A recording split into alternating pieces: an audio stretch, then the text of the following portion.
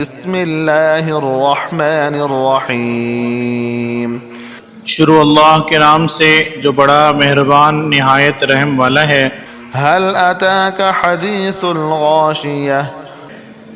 بھلا تم کو ڈھانپ لینے والی یعنی قیامت کا حال معلوم ہوا ہے۔ وجوہ یومئذ خاشعہ، اس روز بہت سے منہ والے ذلیل ہوں گے۔ عاملۃ ناصبہ، سخت محنت کرنے والے تھکے ماندے، تصلی نارا حامیۃ، دہکتی آگ میں داخل ہوں گے۔ تسقی من عین آنیہ، ایک کھولتے ہوئے چشمے کا ان کو پانی پلایا جائے گا۔ لیس لهم طعام الا من ضریع، اور خاردار جھاڑ کے سوا ان کے لیے کوئی کھانا نہیں ہوگا۔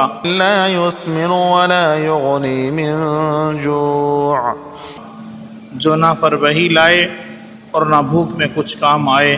وجوہ یومئذ ناعمۃ، اور بہت سے منہ والے اس روز شادماں ہوں گے، لسعیها راضیہ، اپنے اعمال کی جزا سے خوش دل۔ فی جنت عالیۃ، بہشت بری میں، لا تسمع فیها لاغیہ، وہاں کسی طرح کی بکواس نہیں سنیں گے۔ فیها عین جاریہ، اس میں چشمے بہہ رہے ہوں گے۔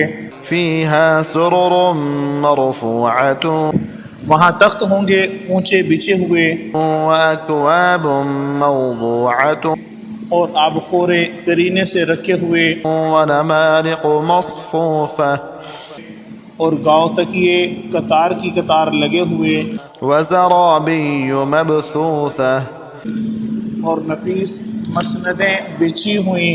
افلا ينظرون الى الابل كيف خلقت، یہ لوگ اونٹوں کی طرف نہیں دیکھتے کہ کیسے عجیب پیدا کیے گئے۔ وإلى السماء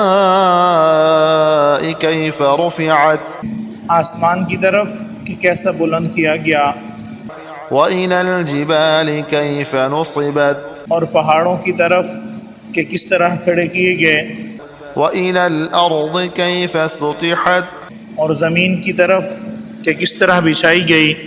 فذكر انما انت مذكر، تو تم نصیحت کرتے رہو کہ تم نصیحت کرنے والے ہی ہو، لست عليهم بمسيطر، تم ان پر داروغہ نہیں ہو، إلا من تولى وكفر ہاں جس نے منہ پھیرا اور نہ مانا، فيعذبه الله العذاب الأكبر، تو خدا اس کو بڑا عذاب دے گا۔